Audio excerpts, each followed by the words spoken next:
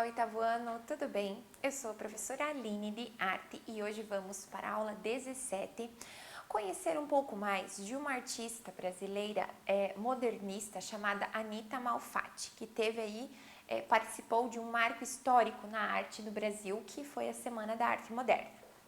Então, como objetivos, temos pesquisar, apreciar e analisar formas distintas das artes visuais tradicionais e contemporâneas, analisar os elementos constitutivos das artes visuais na apreciação de diferentes produções artísticas.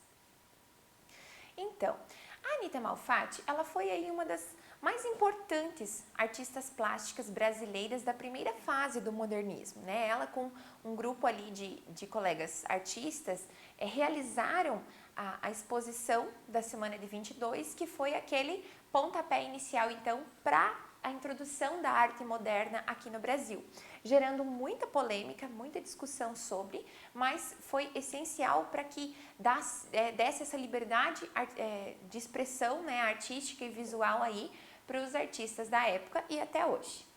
Ela teve aí, né, como eu falei, esse grande papel então na Semana de 22, chamada então também de Semana da Arte Moderna, junto aí com outros artistas, onde ela expôs suas pinturas. Ela nasceu em São Paulo em 1889 e, curiosamente, ela teve que aprender a usar a mão esquerda, com as quais, então, ela faz suas obras, porque ela nasceu com uma atrofia no braço direito. Então, ela desenvolveu essa habilidade, né, do uso da mão esquerda para realizar aí os seus trabalhos, inclusive suas pinturas. Ela aprendeu a pintar com a mãe, porque depois da morte do seu pai, a mãe teve que se virar ali para sustentar a família, então dava aulas de pintura e de línguas. E teve então esse início do gosto pela pintura com sua mãe, então, nessas aulas. Nós temos aqui uma das primeiras pinturas aí da artista, que se chama O Jardim. Nessa a gente já percebe essa intenção não de puramente copiar a realidade, mas tem já aí um toque pessoal da artista. Em 1910, então, com a ajuda do tio e do padrinho, ela foi estudar na Alemanha. Por que com a ajuda deles? Porque eles não eram uma família rica, né, de posses. Então, a mãe ali lutava com o sustento da família e a Anita, então, que tinha esse sonho de estudar fora, né, principalmente naquele período, a arte, as escolas de arte estavam fora do Brasil. Então, ela teve esse auxílio aí financeiro para estudar na Alemanha, onde ela frequentou o ateliê de Fritz Berger e em seguida ela se matriculou então na Academia Real de Belas Artes em Berlim, onde ela estudou pintura expressionista, cujo objetivo, né, do movimento era expressar o emocional, distorcer formas e usar cores pouco reais. Então, já no período do seu estudo, ela se interessou e buscou essa pintura expressionista, esse lado emocional da pintura, né? Não apenas representar aquilo que se vê de uma forma bonita, mas demonstrar aquele sentimento, mostrar o por trás daquilo, né? Aqui temos uma pintura dela de 1912, 1913, Cabeça de Velho, que foi um retrato de um professor. Aqui a gente já percebe essas pequenas distorções aí, esse lado emocional, a ousadia nas cores, né, que tinha aí esse lado, então, da pintura expressionista, né, possibilitava esse lado mais emocional exposto na sua pintura. Em 1914, a Anita voltou para o Brasil, então, e realizou uma exposição na Casa Mapping, e onde ela apresentou, então, esses estudos de pintura expressionista que ela fez, né, em Berlim. Aqui eu tenho a imagem do folheto dessa primeira exposição individual dela, né? Essa exposição, então, exposição de estudos de pintura. Então, porque naquele período ela estava ainda na sua formação artística, digamos assim, e esses estudos, então, onde ela pratica, enfim, o retrato, como nós vimos o retrato de um professor, ela trabalha essas técnicas que vai aprendendo e desenvolvendo. Aqui são algumas fotografias dessa primeira exposição da artista em 1914. a exposição individual, porque tinham trabalhos só delas, né? As fotografias a gente percebe que são bem antigas, mas é bacana observar. Depois eu tenho algumas imagens mais nítidas, enfim, a imagem da obra em si, mas essa moça que aparece aqui no canto dessa foto, aparece depois numa pintura dela, que a gente vê mais aproximada. Reparem que muitos trabalhos dela são pequenos, né? Essas fotografias ali, essas molduras, são de retratos pequenos feitos, moldurados, então maior, enfim, para chamar a sua atenção devida, mas não são trabalhos grandes, muitos desenhos, muitas gravuras, pinturas, então um pouco de tudo que ela estava estudando na Alemanha. Aqui são duas obras que estavam nessa exposição, então aqui, Baby, que é uma pintura a óleo sobre tela, de 1914, é essa moça que a gente vê nessa fotografia aqui, ó, é uma pintura um pouco maior, que se destaca, né, na fotografia dessa exposição. E a cabeça de velho, né, a pintura então de um retrato de um professor também esteve então nessa exposição individual aqui no Brasil.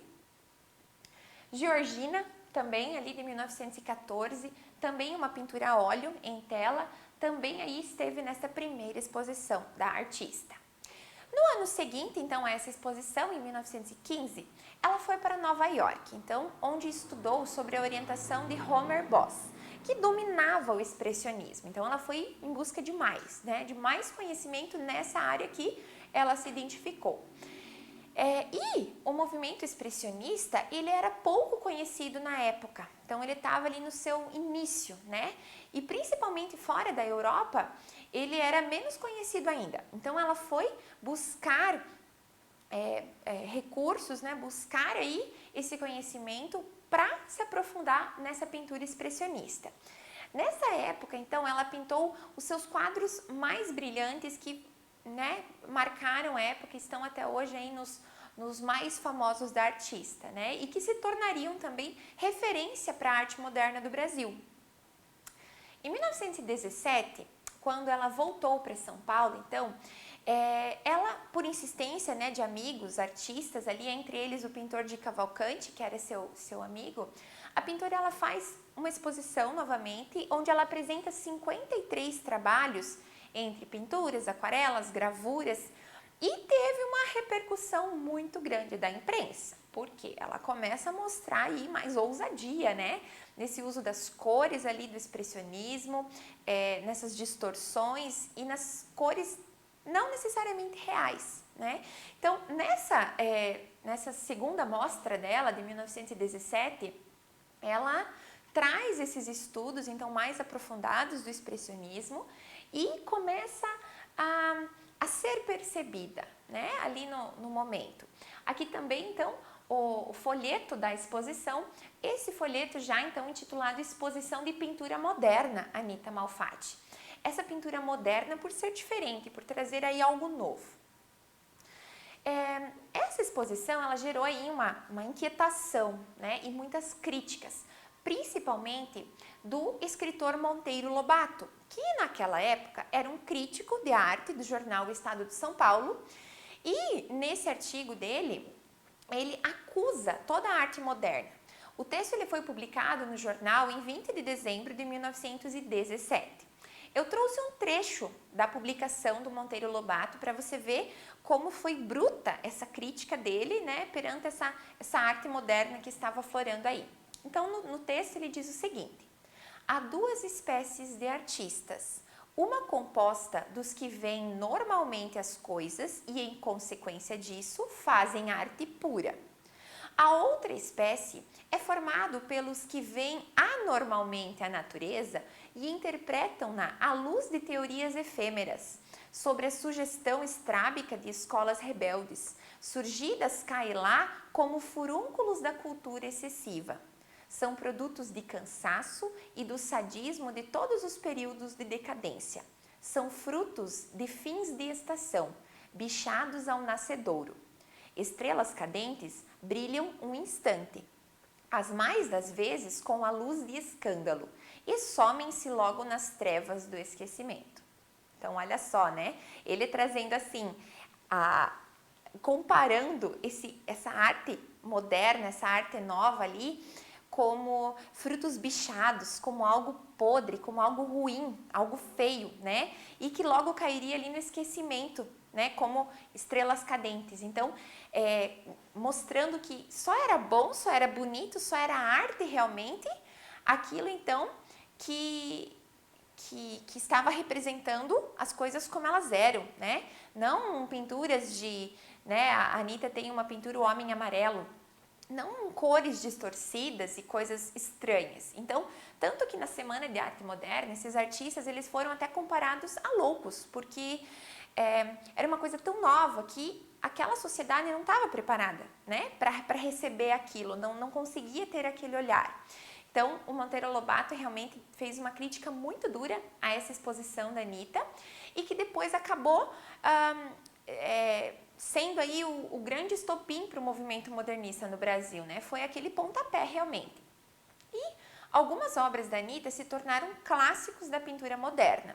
Foram tão criticadas ali, mas digamos que foi uma crítica construtiva, né? Porque acabou só dando ainda mais impulso para essa nova maneira de se fazer arte, né? Dessa liberdade, essa ousadia. Como uma grande pintura da Anitta, nós temos A Boba, de 1915-16, que foi exposta na Semana da Arte Moderna também. Outra, né, pintura exposta, então nessa individual dela, que depois também foi na Semana de 22, foi O Japonês. Percebam as cores, principalmente, né, da face do homem representado. Então, elas fogem daquele padrão que a gente observa. Então, aquilo causou, né, um rebuliço, com certeza. E interessante que ela utilizava para esses quadros os modelos, as pessoas que posavam então para essas escolas de pintura em troca de alguns dólares na época. Então, essas pessoas não tinham nenhuma ligação com o mundo artístico, né? Elas serviam como modelos, então. Queriam buscar ali um dinheirinho extra, então elas posavam, né, para esses pintores realizarem os seus estudos. Sobre essa pintura, essa que eu comentei, né, O Homem Amarelo, também é um destaque da pintora. Ela afirmou publicamente o seguinte sobre essa pintura do Homem Amarelo. O modelo do O Homem Amarelo foi um pobre imigrante italiano. Era um que entrou para posar. Tinha uma expressão tão desesperada. Então, ali ela, né, coloca que realmente as pessoas vinham aleatoriamente, sem nenhuma relação, para serem observadas por esses aprendizes de pintores, por esses artistas, então realizarem os seus estudos, né?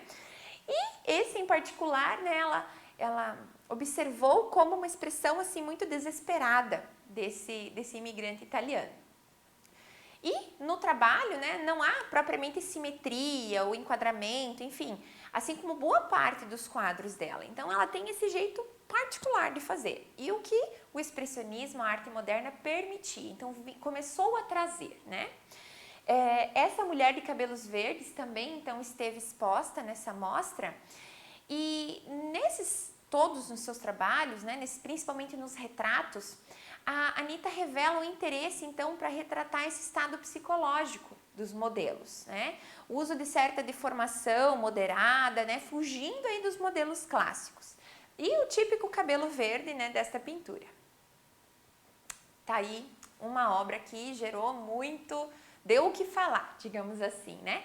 O Homem de Sete Cores, da artista. Realmente é um homem, uma figura humana com uma explosão de cores imensa, né? Essa pintura ela despertou aí uma grande admiração em Mário de Andrade, que é um dos maiores poetas modernistas do Brasil, e ele nem conhecia a Anitta Malfatti, mas ele se sentiu assim impactado com essa pintura, e mais tarde eles se tornariam aí grandes amigos, né? Então, como Mário de Andrade já era um poeta modernista, né? Já tinha essa mesma visão assim de algo novo e tal, ele se identificou com esse trabalho da Anitta e depois aí fizeram uma bela amizade. Já nas paisagens da Anitta, o uso da deformação é um pouquinho menor, né? Em contrapartida, as cores, elas continuam aí abundantes, né? Muito vivas. Nas paisagens, acaba não tendo esse olhar de cores que não representam a realidade, né? Isso não é tão nítido assim, mas mantém essas cores bem vibrantes realmente. As pinturas mais famosas da Anita Malfatti são os retratos, né, as paisagens ali de 1915, ambas, né, o barco e o farol. Elas estão ali junto, mas o que mais chamou a atenção foram os retratos. Então, a Semana de Arte Moderna, né, que a Anita foi tão importante. Foi um evento artístico em comemoração ao centenário da independência do Brasil e foi responsável, então, por divulgar essa nova tendência de arte, né, esse modernismo. E esse movimento, ele rompeu com a arte tradicional para criar uma arte moderna, inovadora, né, uma arte nacional. Então, esses artistas que foram estudar fora do Brasil vêm trazendo essas novas ideias e sofreram muitas críticas, né, como a gente viu, a crítica à obra da Anita, que foi bem dura, mas porque não estavam preparados para esse novo olhar das artes, essas novas cores, essa abundância ali de criatividade. A Anita, então, ela participa, ela expõe os trabalhos na semana de 22, ao lado de, ela integra, então, o grupo dos 5, né, junto com Tarsila do Amaral, Mário de Andrade, Oswaldo de Andrade e Menotti de Pichia. Esse grupo dos 5, ele liderou a Semana de Arte Moderna do Brasil. Aí é válido lembrar que a Tarsila do Amaral entra nesse grupo, mas ela não expôs na semana de 22 porque ela estava fora do Brasil. Aqui temos um autorretrato de 1922 da Anita, onde, né, no seu próprio autorretrato, a gente vê essa ousadia de cores, essa pequena deformação, aí essas características muito presentes no seu trabalho.